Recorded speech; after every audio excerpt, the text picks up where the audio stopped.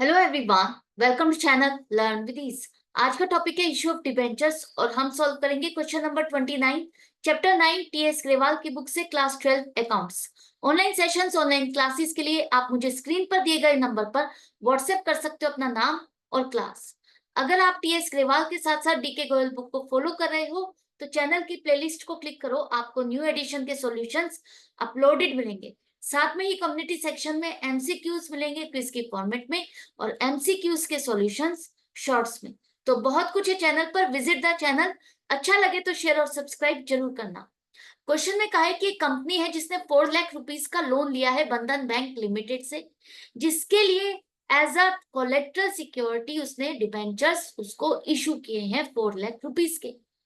अब इसकी journal entries क्या होगी, बुक्स में इसको कैसे शो करोगे, यही आपको बताना है। तो ये सब करने से पहले समझो कोलेट्रल सिक्योरिटी है क्या। कोलेट्रल सिक्योरिटी का मतलब सेकेंडरी सिक्योरिटी। सेकेंडरी सिक्योरिटी ये है, तो प्राइमरी सिक्योरिटी या प्रिंसिपल सिक्योरिटी क्या है, इसको एक एग्जांपल से समझो। मान लो आपने एक मशीनरी खरीदी 4 लाख रुपीज की। 4 लाख की मशीनरी को खरीदने के लिए आपको लोन की जरूरत है, आपने बैंक से लोन लिया। तो जब बैंक आपको लोन देता है ना, तो वो आपकी वो एसेट के बदले आपको लोन दे रहा है, तो वो एसेट आप उसे as a mortgage, as a loan पर रखते हो सिक्योरिटी के लिए।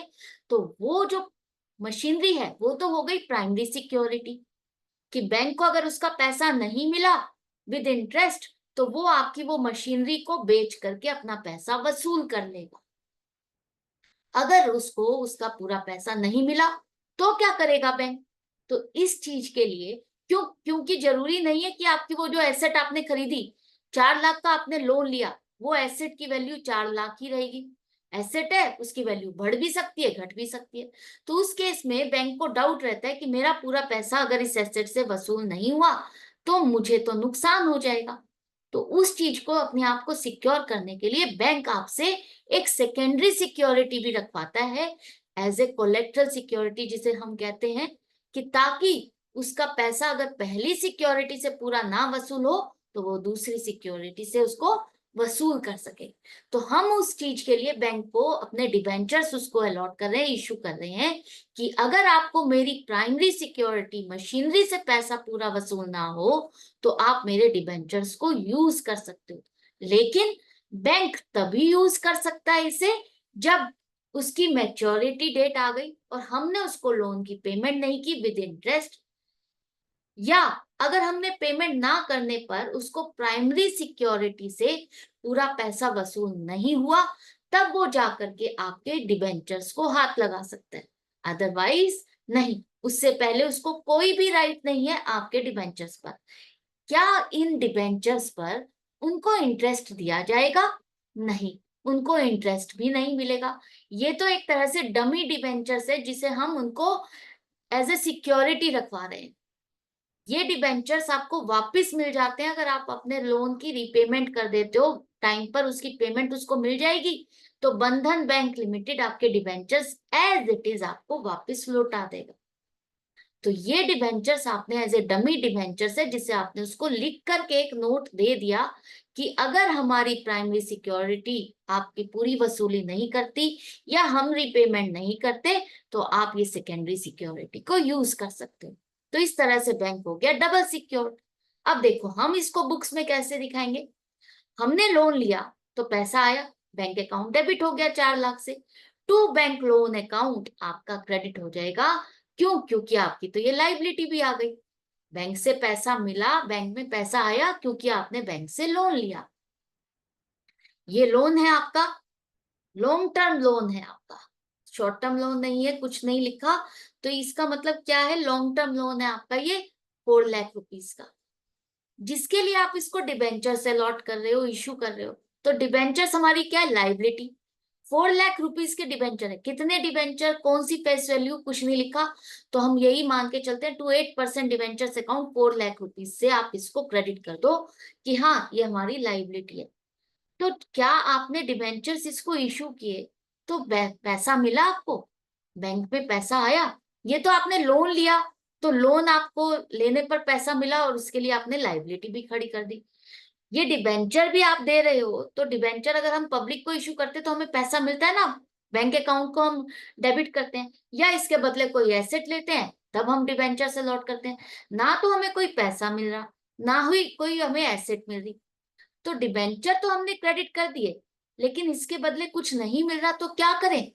हम डिबेंचर सस्पेंस अकाउंट को डेबिट करेंगे, क्योंकि बैंक को हम एज ए सिक्योरिटी दे रहे हैं, बैंक इसके लिए हमें कोई पैसा नहीं दे रहा। तो हम डिबेंचर सस्पेंस अकाउंट को इसके डेबिट करेंगे कि ये जो है डिबेंचर्स एज ए सिक्योरिटी रखे गए हैं, आज अभी ये अलॉटेड नहीं है, कन्वर्टेड प्रॉपरली नहीं है, ये एक तरह से डमी है। तो डिबेंचर सस्पेंस अकाउंट डेबिट करो, जितने आपने एज ए कोलेट्रल दिए हैं उतने ही आप सस्पेंस अकाउंट में डेबिट करोगे, ताकि ये क्लियर हो जाए कि हमें इससे पैसा नहीं मिला है इतने डिबेंचर्स पर, ये एक तरह से डमी है, इस पर हमें ना तो लोन अभी पे करना, ना ही अभी इस अमाउंट पर हमें इंटरेस्ट देना है। बैंक का कोई राइट नहीं बनता तब तक उस डिबेंचर पर इंटरेस्ट का, जब तक कि हमने रीपेमेंट ना की हो उसको, हमारे प्राइमरी सिक्योरिटी से उसको पेमेंट ना मिली हो, और ये डिबेंचर्स कंप्लीटली कन्वर्ट ना हो गए हो उस डेट को। वो तभी इस डिबेंचर पर हाथ लगा सकता है जब उसको पूरा पैसा उसको नहीं मिले, तब उसका सेकेंडरी सिक्योरिटी डिबेंचर्स मिलेगा, तब उसको इस पर 8% इंटरेस्ट भी मिलेगा। अब आपके दिमाग में जो डाउट चल रहा है वो ये है कि बैंक अगर इस सेकेंडरी सिक्योरिटी को तभी हाथ लगा सकता है जब हम पेमेंट नहीं करेंगे, तो ये तो एक कंडीशन पर बेस्ड हो गया, कंडीशनल हो गया। बिल्कुल सही है, कंडीशनल है, तो ये कंटिंजेंट लाइबिलिटी नहीं है, बिल्कुल नहीं है, ये कंटिंजेंट लाइबिलिटी नहीं है, ये आपको अपने बुक्स में दिखाना ही होगा। इसमें भी दो कंडीशंस हैं, आप दिखा भी सकते हो, नहीं भी दिखा सकते, लेकिन अब यहाँ पर पूछे कि अगर आपको बुक्स में दिखाना हो तो आप कैसे दिखाओगे, तो इसलिए आपको बुक्स में दिखाना हो तो आप इस तरह से इसको शो करोगे। बैंक सॉरी, कई बार organisations as a collateral security सिर्फ मेंशन कर देती है, डिबेंचर्स के साथ नहीं, लोन के साथ ही, कि हमने एज ए कोलेट्रल सिक्योरिटी अपने डिबेंचर्स भी अलॉट किए हुए हैं, इशू किए हुए हैं बैंक को।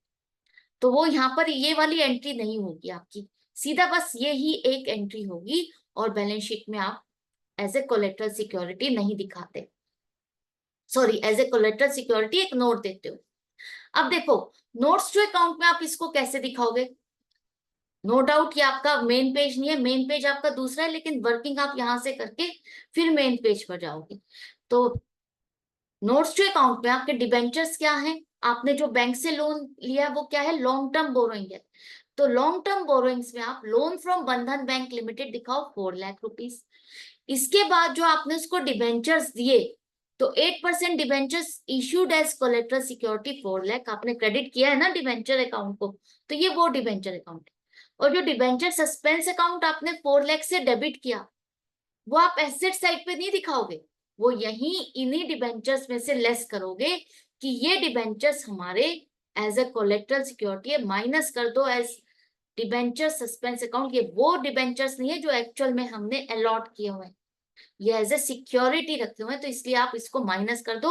और ये अभी फाइनली हमने उनको अलॉट भी नहीं किया, तो जब तक ये एज ए सिक्योरिटी है तब तक आप डिबेंचर सस्पेंस अकाउंट में इसको रखोगे और लेस करोगे, और यहाँ पर आ जाएगी नील अमाउंट। लोन आपका कितना है? 4 लाख रुपीज का। ये एज इट इज आपका बैलेंस शीट में मेन पेज पर इक्विटी एंड लाइबिलिटीज में आपका सबसे पहले तो शेयर होल्डर्स फंड आता है, उसके बाद नॉन करंट लाइबिलिटीज आता है, उसमें आप लॉन्ग टर्म बोरोइंग्स में आप दिखाओगे 4 लाख रुपीज। तो आई होप आपको अच्छे से समझ में आ गया कोलेट्रल सिक्योरिटी क्या है, क्या ये लोन, जो ये डिबेंचर्स हैं, क्या ये हमारा लोन है जिसे हमें बैंक को रीपे करना है?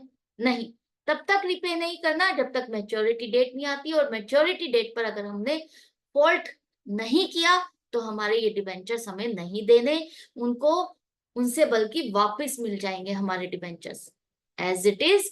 जो सिक्योरिटी रखी थी आपको, आपके डिबेंचर्स रिवर्स हो जाएंगे, वापस मिल जाएंगे, तब तक बैंक को कोई उस पर इंटरेस्ट भी नहीं दिया जाएगा। तो सारे पॉइंट्स क्लियर हो गए, तो इसी तरह से कनेक्टेड रहो, सीखते रहो, समझते रहो। हम मिलते हैं नेक्स्ट वीडियो में नेक्स्ट क्वेश्चन के साथ। Good bye and take care.